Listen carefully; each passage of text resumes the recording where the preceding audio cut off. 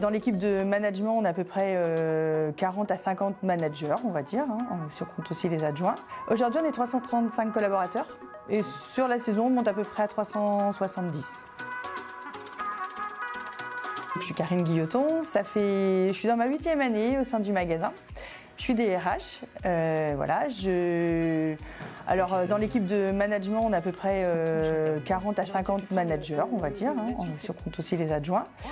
Aujourd'hui, on est 335 collaborateurs et sur la saison, on monte à peu près à 370. On a toujours essayé sur Luçon de garder et d'entretenir un esprit très convivial, familial aussi, on peut le dire. Voilà, je pense qu'on y arrive à peu près.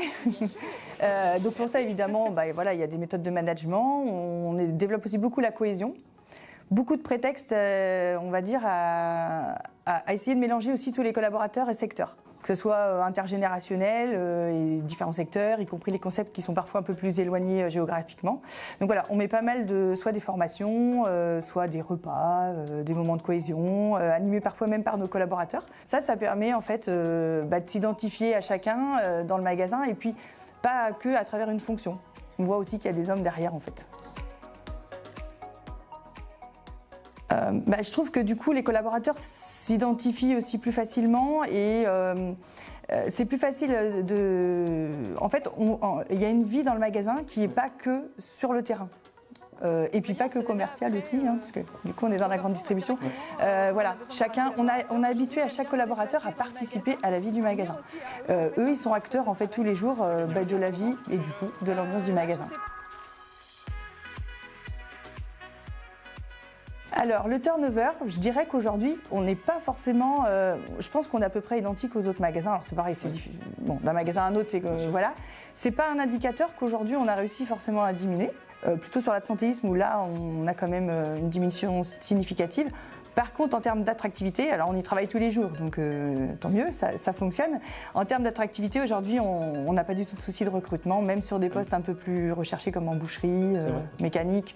Même si parfois il y a quand même des annonces, voilà, on arrive à les pourvoir. Et puis, je dirais même sur tout ce qui va être collaborateurs qui sont employés de libre-service ou en ligne de caisse. Là, pour le coup, on a à peu près 80 CV d'attente. Je pense que c'est quand même l'attractivité aussi, que tout ce qu'on essaye de faire pour promouvoir le magasin à l'extérieur, parce que aussi on participe sur le tissu local avec pas mal d'animations. Après, quand je vois que les collaborateurs qui partent, alors sur les termes très précis, c'est management socio-économique. Voilà, l'idée c'est de pouvoir manager et comme sur ce principe-là, on ne dissocie pas en fait le social et l'économique. C'est quelque chose qui se brasse tout le temps dans notre quotidien. Alors comment ça se traduit tous les jours dans le magasin? Nous, on dit qu'on a un projet, donc ça s'appelle l'Happy Pact, voilà. Et ce projet, c'est plutôt comment manager en proximité.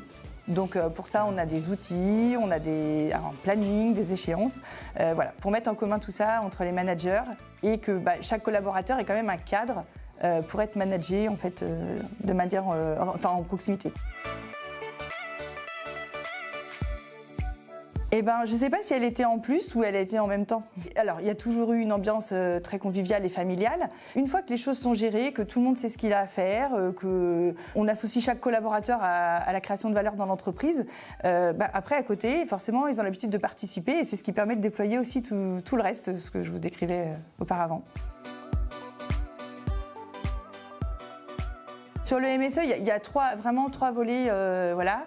Quand on commence à rentrer dans le MSE, on rentre déjà par l'intermédiaire de diagnostics. Alors ça peut paraître un mot un peu barbare, mais on rentre par un diagnostic dans chaque équipe. Et ces diagnostics d'ailleurs, on les fait tous les 6 mois dans chaque équipe. On y tient.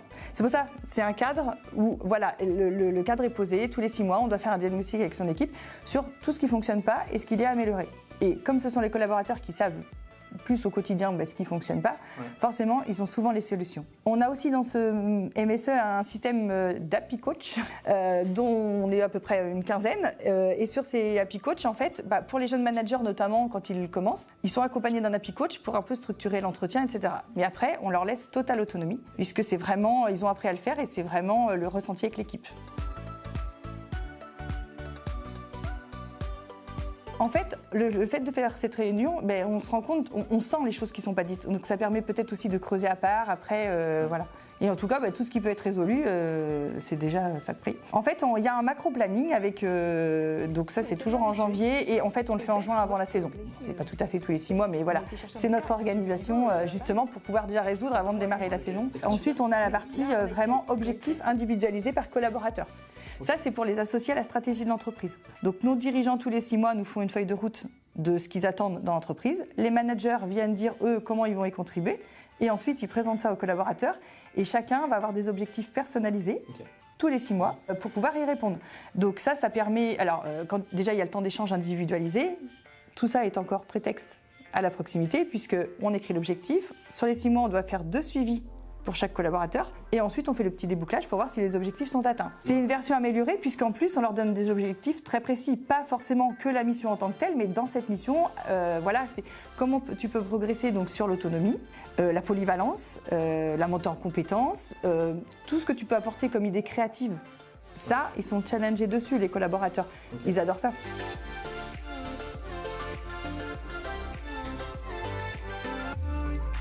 Par exemple, sur le drive, je me rappelle c'était le premier diagnostic que j'ai accompagné moi en tant que happy coach. Sur le drive, voilà, on dit on n'a pas assez de petits escabeaux. Et alors déjà qu'on fait 20 km par jour, en plus il faut aller courir chercher les escabeaux.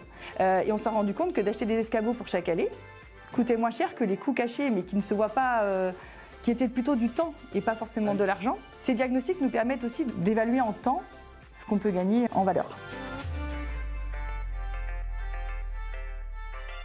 Ça nous a permis d'en acheter, mais du coup, comme on voit que même en achetant, les gens ils les remettent pas forcément à la place, on a remis les noms sur chaque transpalette. Après, c'est une discipline. Mais le fait de le remonter permet de le redire. On va dire que voilà, au bout des 6 mois, il faut remettre ce sujet à l'ordre du jour, mais en attendant, pendant les 2-3 premiers mois, on va dire que ça a fonctionné.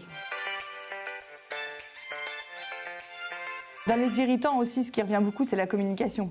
Alors, qu'elle soit avec les autres secteurs, quand il y a des concepts, parfois l'éloignement géographique, voilà, ils revendiquent un petit peu de ne pas toujours être associés ou pas avoir l'info. Voilà, pourtant, on a notre réseau d'entreprises qu'on a dupliqué sur chaque secteur. Ça, c'est sûr que ça revient souvent, la communication, mais aussi ce qui est parfois pas dit avec le collègue. Donc ça permet, là, sur les diagnostics notamment, de pouvoir le glisser, mais peut-être différemment, d'avancer les choses. Il ne faut pas se leurrer, aussi avec les managers, on n'a pas les infos, on ne sait pas, voilà. Donc tout ça, en tout cas, permet de le dire et on a pu prendre des dispositions, par exemple, en mettant un cahier de liaison en place pour ceux qui se croisent le matin ou redemander à chacun de mieux communiquer. Donc voilà.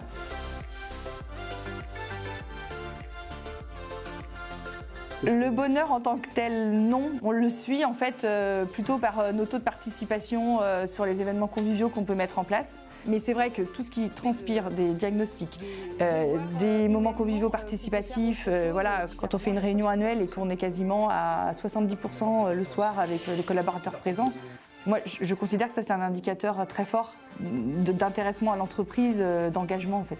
Et ensuite chaque manager est responsable de son petit budget, de son budget on va dire lié à son secteur. Donc ça on les autonomise là-dessus pour prendre leurs décisions. Donc forcément, ils se sont tableau de bord avec le chiffre d'affaires, l'incontournable, les marges, mais aussi les stocks, les taux de rotation, la casse, enfin voilà. Plus combien d'heures je consomme dans mon secteur pour faire tout ça. Donc il y a toute la gestion des heures, des absences par secteur, pour pouvoir piloter en fait. Ça, ce sont tous les indicateurs, mais suivis par les managers. Mais en fait, dans le MSE aussi, il faut que chacun soit acteur des choses. Donc, les chiffres, par exemple, moi au service RH, je vais pousser à la fin du mois les heures, les absences, l'absentéisme, voilà. D'autres, par exemple, le chiffre d'affaires, les marges. Et après, c'est à eux d'aller dans leur tableau de bord, saisir tout ça pour qu'ils prennent bien connaissance de leurs indicateurs et surtout prendre des mesures et des actions correctrices. Alors déjà, toutes ces datas, les managers, du coup, on leur a aussi libéré ce temps-là. Parce qu'on sait qu'avant, les managers étaient quasiment 70%, voire 80% sur le terrain. Aujourd'hui, on a un peu rétabli à 60% terrain, 40% le temps d'organiser le travail de ses collaborateurs, gérer tous ces indicateurs et surtout prendre des décisions et des corrections en fait, qui vont ensemble. Très intéressant, c'est sur 3 jours et en fait, il y a des thématiques chaque année qui sont abordées dans tous les outils, travaux qu'on peut faire et chacun présente en fait ses réalisations marquantes. Et c'est super parce que du coup, on peut le dupliquer par magasin. On ne peut pas toujours avoir des bonnes idées et surtout, je dirais que le management socio-économique, il y a une base aussi qui est d'essayer les choses. Donc quelque chose qui a été essayé par un magasin qui fonctionne très bien et voilà, pourquoi se priver de le faire? Toujours par le suivi de nos indicateurs, mais quand je vous disais que les collaborateurs ont des objectifs individuels, ce que je ne vous ai pas dit, c'est qu'ils ont une rémunération additionnelle qui va avec ça. Et aujourd'hui, en fait, entre le début de la mise en place du MSE et aujourd'hui, on arrive à financer tous les objectifs individuels de nos collaborateurs sans dégrader la marge du magasin. Donc ça veut dire que toute cette création de valeur, elle est mise à profit des collaborateurs. Tous les 6 mois, en fait, sur les objectifs réussis, le collaborateur peut obtenir 200, 400 ou 600 euros. Tout le monde a un objectif qui est collectif, comme je vous disais, le chiffre d'affaires, sur la marge par rapport aux heures consommées, et puis également sur la relation client, en fait, les indicateurs de satisfaction client. Ça, c'est pour tout le monde. Ensuite, chaque secteur crée ses propres objectifs pour le secteur, mais qui sont liés à tout le monde. Et ensuite, chaque collaborateur a, lui, 3 objectifs précis pour lui. Et on note en fait ce qui a été obtenu, c'est signé avant la période, et on déboucle après. Et en fonction de ce qu'il a obtenu, il y a des paliers, 200, 400 ou 600, tous les 6 mois. Mes collaborateurs qui sont présents toute l'année et qui ont fait un tour entre le 13e mois, les objectifs réalisés et l'intéressement participation, nous, nos collaborateurs aujourd'hui sont sur 16 mois de salaire. Avant, ils étaient sur 13 mois et demi, 14. Et en fait, toute cette création de valeur a permis aussi d'augmenter les primes d'intéressement et participation pour chacun, plus la rémunération additionnelle liée à leurs objectifs. Donc en effet, on est passé quasiment de, allez, on va dire, 13,5, 14 à 16. Moi, je trouve que déjà, nous, on a réussi à anticiper cette évolution. Enfin, en tout cas, on l'a accompagné depuis le Covid.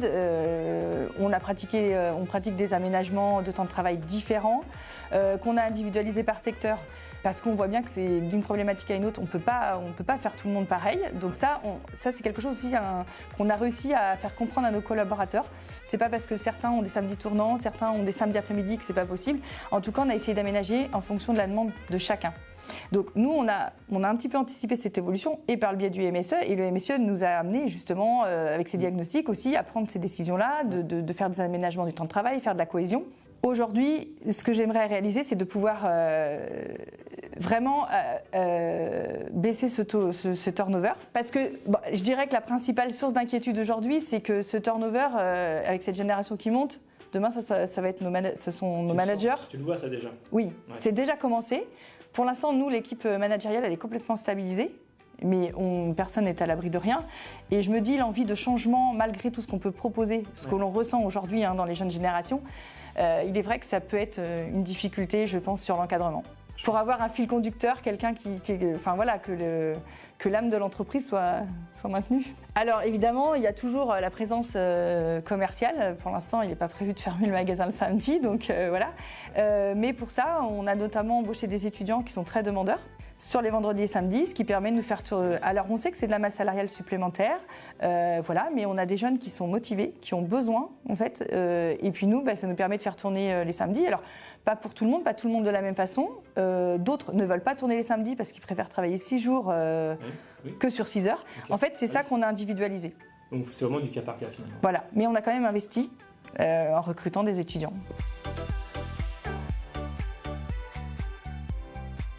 En fait, il y a beaucoup de choses, notamment sur les aménagements du temps de travail. On avait testé, par exemple, sur notre drive, c'était demandé de faire sur 4 jours. Okay. Puis finalement, certains sont revenus en arrière parce que 4 jours, les journées sont trop longues. Mais d'autres trouvaient que c'était mieux. Donc en fait, on fait beaucoup de tests comme ça, et après on en tire les conséquences. On retient soit un système, un autre, ou un système mixte, comme on a pu faire sur le drive, par exemple. L'agilité, et puis il faut surtout avoir envie aussi de pouvoir manager comme ça. C'est hyper important parce que si on reste dans les cases traditionnelles du management, l'agilité, on ne l'aura pas.